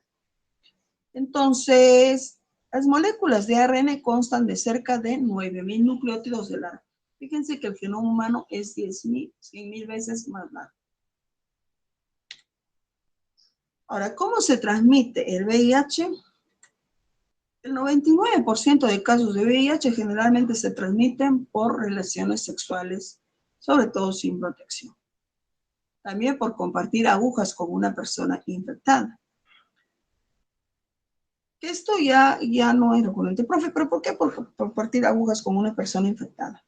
Resulta que si bien es cierto en 1981 los primeros pacientes que llegaban con cuadros de VIH eran los pacientes homosexuales, motivo por el cual en un inicio se le llamó la peste rosa. Pero después también empezaron a aparecer personas heterosexuales que también tenían el virus. Lo peor fue cuando ya empezaron a aparecer niños y otras amas de casa también, ¿no? Aparte de los varones. Pero también se percataron de que algunos de estos pacientes tenían los famosos tatuajes y viendo un poquito de su historial, se percataron de algo que históricamente no se habían dado cuenta. ¿Qué cosa, profe? Este virus, ¿cuándo aparece? Aparece en 1981, ya en Estados Unidos, ¿verdad? Pero si ustedes se acuerdan, en la década del 60, entre la década del 60 y 70, había el famoso movimiento Peace and Love, que decía, hagamos el amor y no la guerra. Y para ellos, en ese entonces, también había una droga que se pasaba vía intravenosa, que era la heroína, ¿no? Entonces, en esas fiestas o reuniones que hacía el movimiento hippie, había pues heroína y habían relaciones sexuales sin protección y por lo que se llaman pues las famosas orgías sexuales, y entonces había toda una situación descontrolada, ¿no? Y entonces, como ellos se pasaban la heroína de uno a otro, entonces aquí aparecen las agujas infectadas. Ya con la aparición de este virus, se hizo que las agujas, que antiguamente eran agujas de metal, que se hacían hervir, ¿no?, para descontaminarla, ya a partir de la aparición de VIH se considera el uso de las agujas descartables. ¿Ok? De madre a hijo por vía perinatal y a través de la lactancia materna y la infección por productos sanguíneos, ¿no? Siempre es necesario hacer un nuevo tamizaje de la sangre, pero lastimosamente el VIH puede pasar por periodos de ventana. Ese es el problema. Ahora, si es que hablamos de la transmisión vertical que se da de madre a hijo, una madre pues seropositiva pasa a su hijo durante el embarazo, el parto o la lactancia materna. El riesgo de transmisión ocurre cuando se detecta más temprano, pues, lo más temprano posible durante el embarazo, ¿no? O inclusive antes. Resulta que cuando una mujer sale embarazada se le hace una serie de exámenes, ¿no? El examen contra sífilis, gonorrea, hepatitis y VIH. ¿Para qué? Para que si ella llegara a tener VIH se le pueda dar ciertos medicamentos, ¿ya? Y el riesgo de sufrir, pues, o de infectar pueda reducirse. Los bebés de las madres seropositivas deben recibir medicamentos contra el VIH y la madre no debe darle de lactar a su bebé. Profe, pero la lactancia materna es importante porque la leche ayuda a producir anticuerpos, es cierto. Pero si se tiene este caso y la mamá no pudiera dar de lactar a su bebé, se procura buscar, bueno, una mujer que esté realmente sana al 100% y que si por ahí nos pueda donar la leche, ¿no? Hay algunas mujeres que pueden donar leche porque les sale bastante, como hay otras que les sale poquito también, ¿no? Y tienen que comprar sus fórmulas adicionales. El VIH no se transmite a través del aire o del agua, mediante la saliva. Ojo, que si bien es cierto, hay VIH en la saliva, la cantidad de saliva pues que tendría que pasar de una persona a otra por medio de un beso sería exorbitante.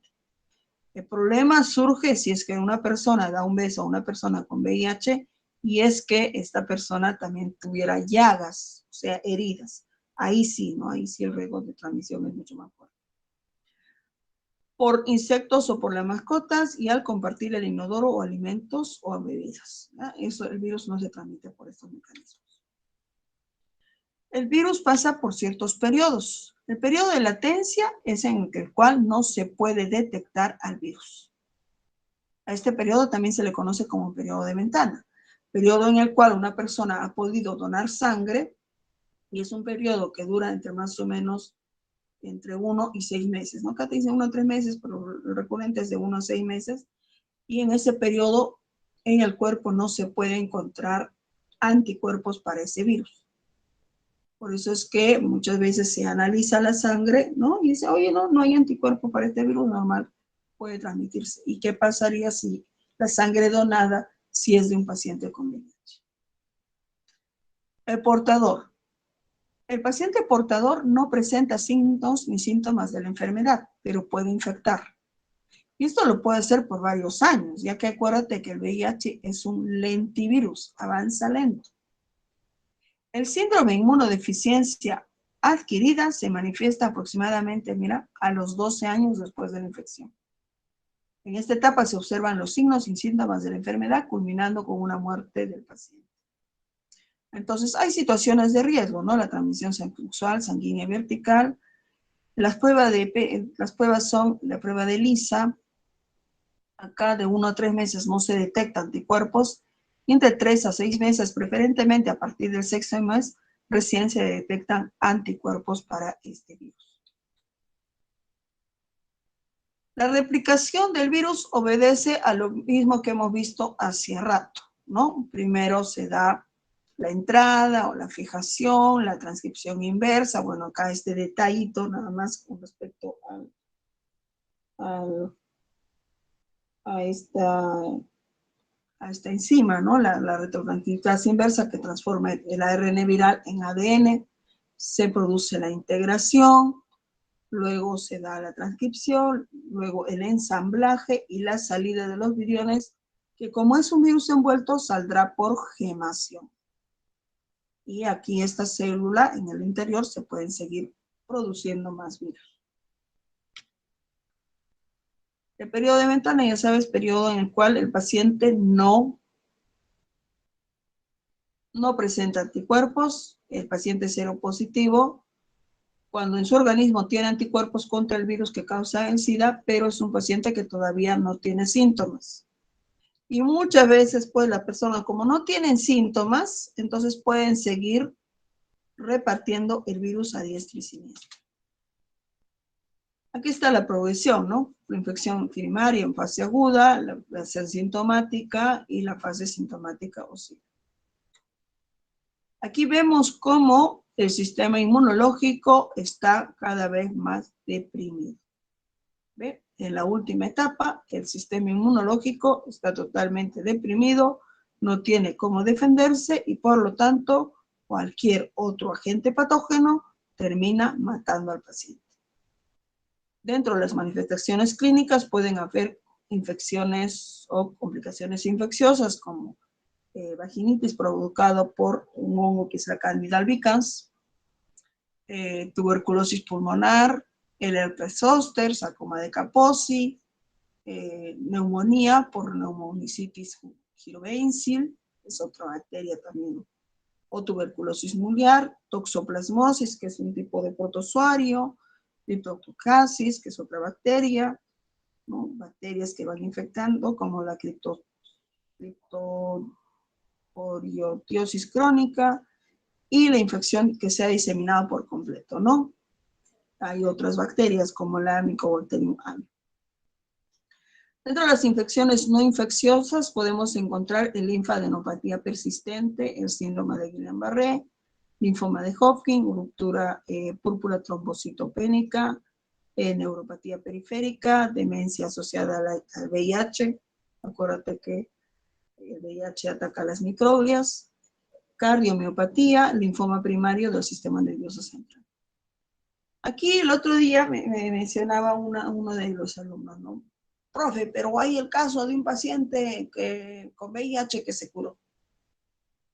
Ya, pero aquí hay que mencionar lo siguiente.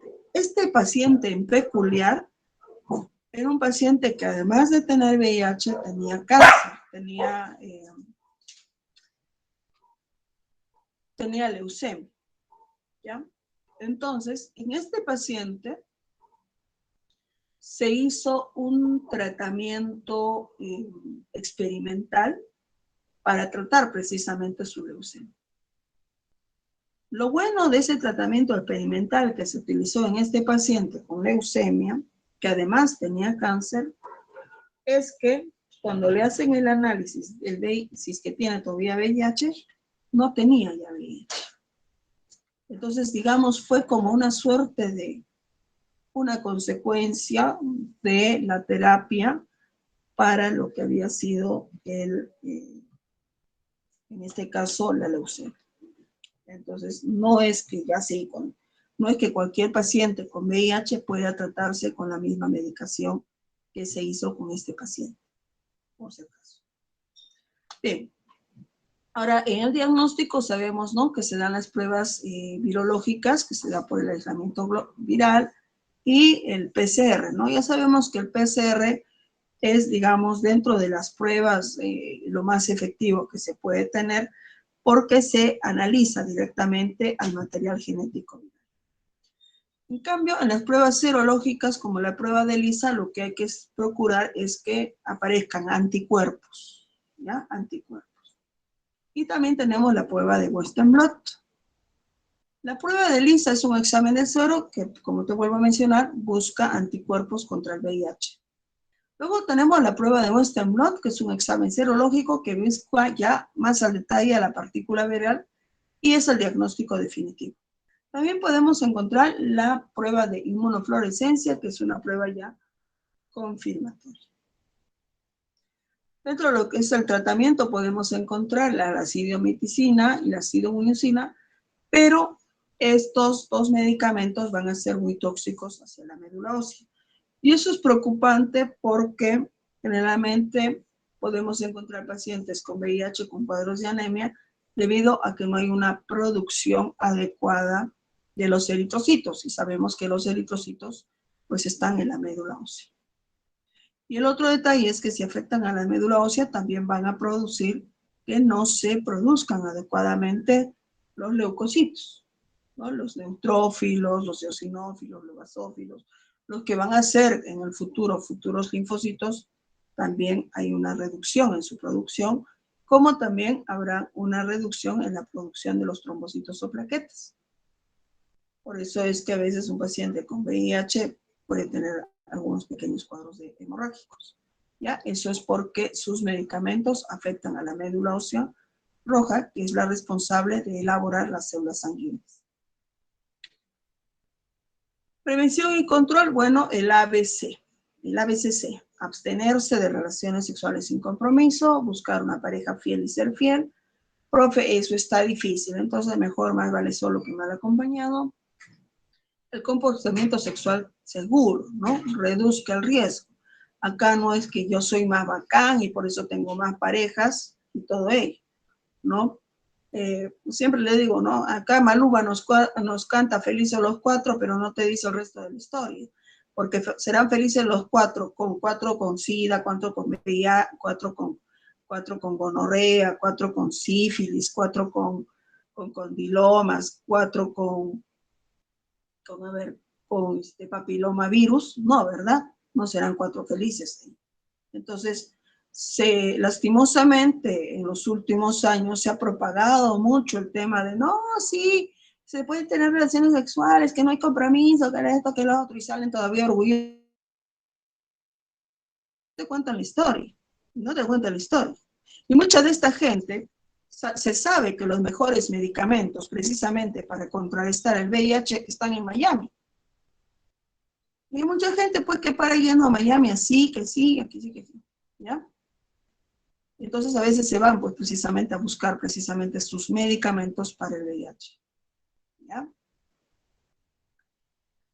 Y de pareja fiel, sí, ay, aquí estoy yo, dice alguno, bueno, eso ya queda a decisión de cada uno, ¿no? El uso del preservativo condón, que también puede ayudar a reducir, pues, las infecciones virales. ¿ya? Bueno, si hay o no hay, eso depende ya de cada persona realmente, ¿no? Si hay o no hay, depende de cada persona. Lo que cada persona tiene que entender es que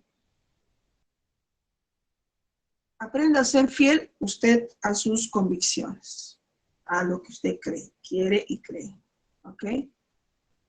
Entonces, hay gente pues que lastimosamente, el hecho de ser infiel es una falta de respeto no solamente a tu pareja, sino también a ti mismo. ¿Ya? Es una falta de respeto a ti mismo, una falta de respeto al hecho de no ser sincero oportunamente. Si ya no quieres a una persona, es mejor decirlo, ¿no? ¿Sabes qué? Hasta aquí nomás, gracias por todo, pero hasta aquí nomás, ¿no? Entonces, y salir de ahí. ¿Y saben quiénes suelen ser infieles? Son sobre todo aquellas personas que no han aprendido a quererse a sí mismo y no soportan inclusive la idea de mantenerse solos. Ya eso es en otro capítulo ya de psicología y lo puede. Bien, un pequeño ejercicio antes de hablar de coronavirus. Ok. Dice, sobre el VIH y el SIDA, coloque verdadero o falso y luego señale la alternativa correcta. Dice, ya. Dice, el SIDA se caracteriza por disminuir la cantidad de leucocitos presentes en la sangre. Cierto, ¿no? Se disminuye la cantidad de leucocitos. A ver, eso sería verdadero. El VIH puede ser transmitido por sangre, secreción vaginal, orina y leche materna. No, por orina no. Por orina no. Por todo lo demás sí, pero como orina está ahí, entonces se queda descartado.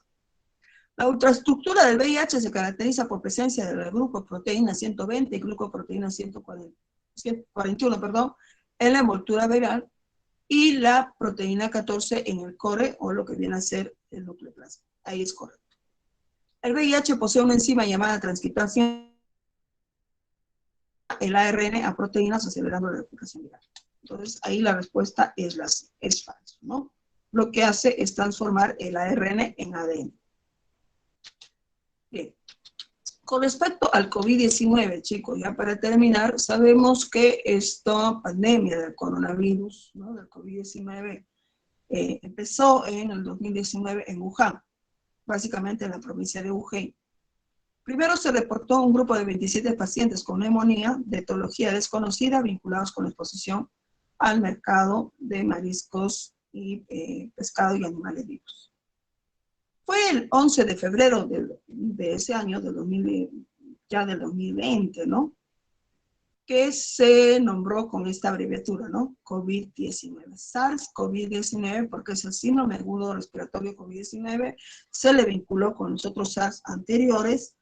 Y más o menos para el 11 de marzo de 2020, la OMS anunciaba que la infección cumplía lo que viene a ser el comportamiento de pandemia. Para esa fecha, el número de casos era de 118.000 con 4.291 pacientes fallecidos, o sea, con 4.291 fallecidos en 114 países. Esto fue propulgándose.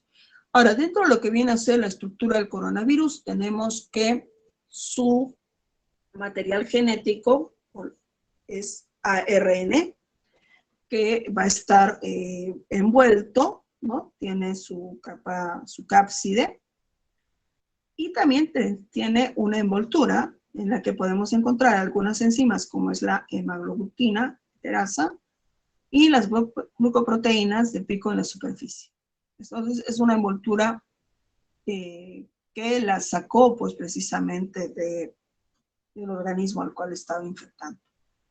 Y su material genético es ARN. Dicho sea de paso, la vacuna que ahorita vamos a ver es un fragmento de ARN del virus. Ahora, el diagnóstico, primero tenemos la prueba serológica, ¿no? En cuanto a la prueba serológica, que es la detección de inmunoglobulina M o inmunoglobulina G, sabemos hoy en día que no es la más aceptada, debido a que tanto la inmunoglobulina G como la inmunoglobulina M siempre se van a ver elevadas cuando exista alguna infección, ya sea bacteriana o viral. Y hay mucha gente a la cual se les hizo un mal diagnóstico, ¿no? Gente que a veces tenía, sí, un problema bronquial ocasionado por otro tipo de bacteria, pero que se la catalogó como COVID-19. Por esa razón es que se exige la prueba molecular, la prueba del PCR, que es la que básicamente va a ir detectando al genoma viral. ¿Ya? Entonces aquí tenemos, ¿no?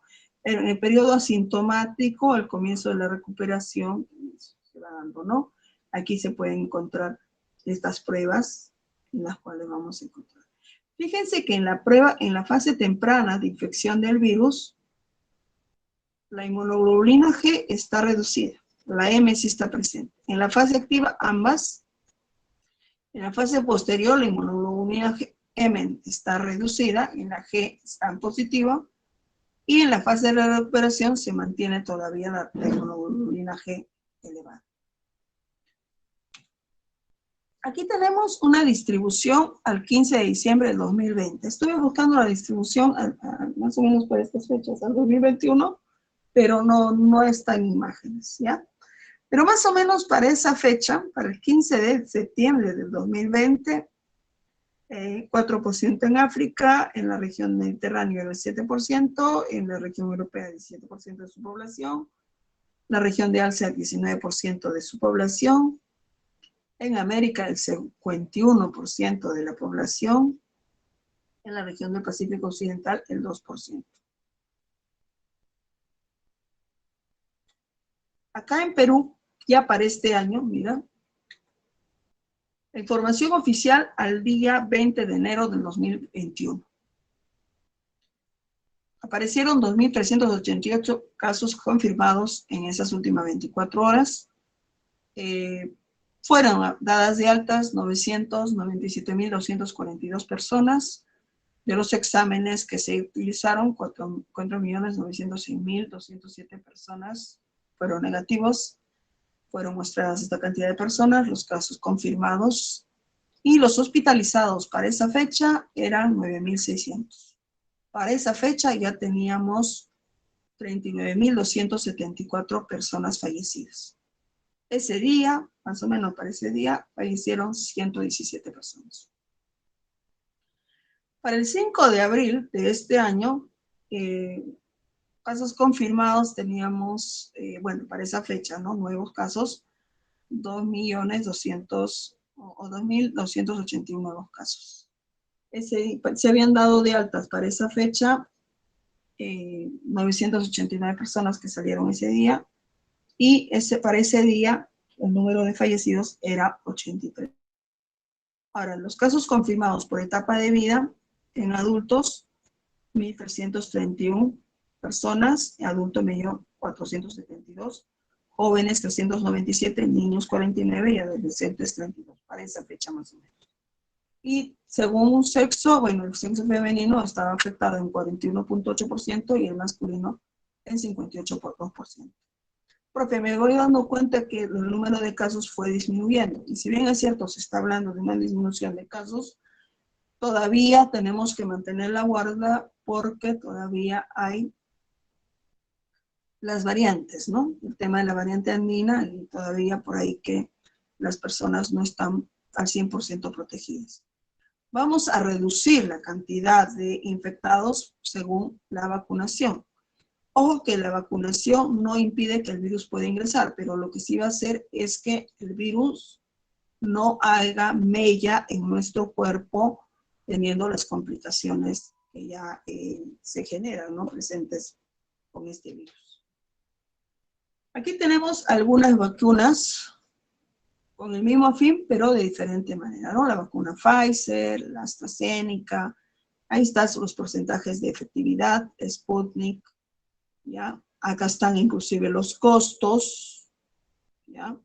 Hay la vacuna Casino, la Sinovac también, con sus efectividades, cuántas dosis se tienen que poner, por ejemplo, en la Pfizer es cada 21 días, después de cada 21 días, en el caso de AstraZeneca, la segunda dosis es hasta 90 días, en el caso de Sputnik es hasta 21 días, Casino es una sola dosis, y la Sinovac también 2 dosis cada 21 días, ¿no?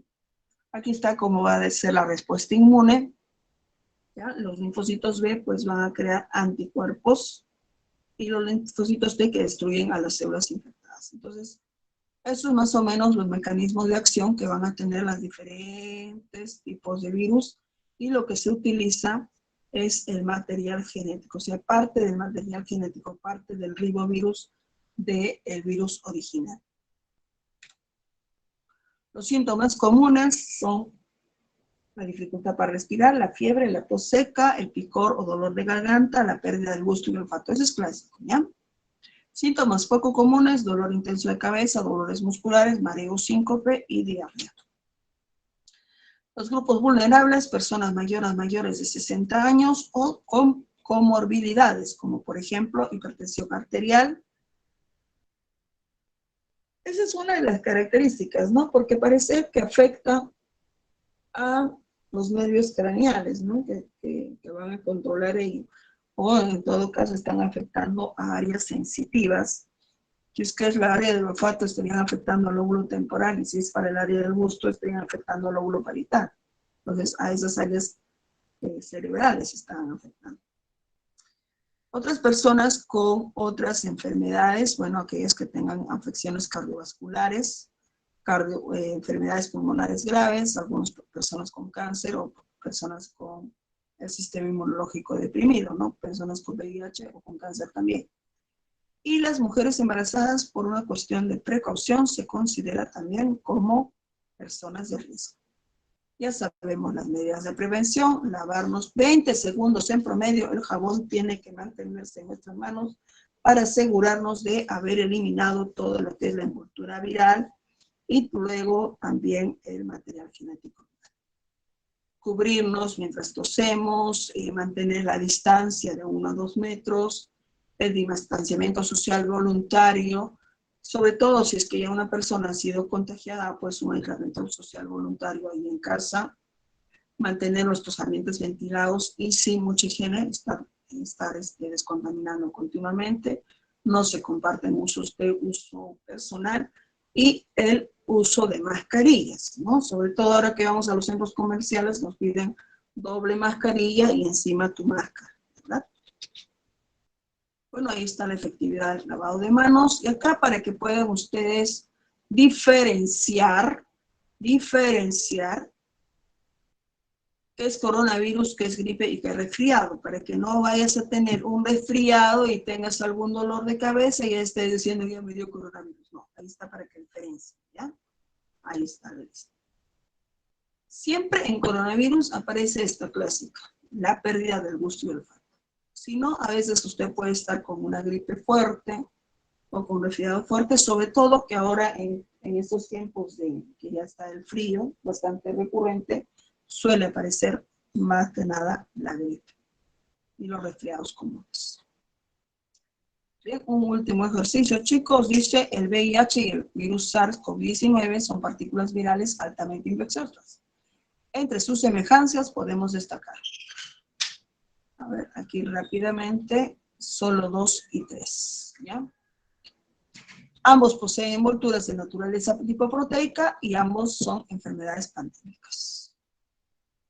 El SARS-CoV-2 es un virus con genoma, a ver, ARN monocatenario, con presencia de envolturas en donde se encuentra e interacciona con el receptor ACE2. Chicos, para ustedes les dejo las preguntas de la guía, están resueltas. Ya usted, por favor, revise el material para que pueda resolver. ¿Ok? Cuídense, chicos. Nos vemos. Hasta luego.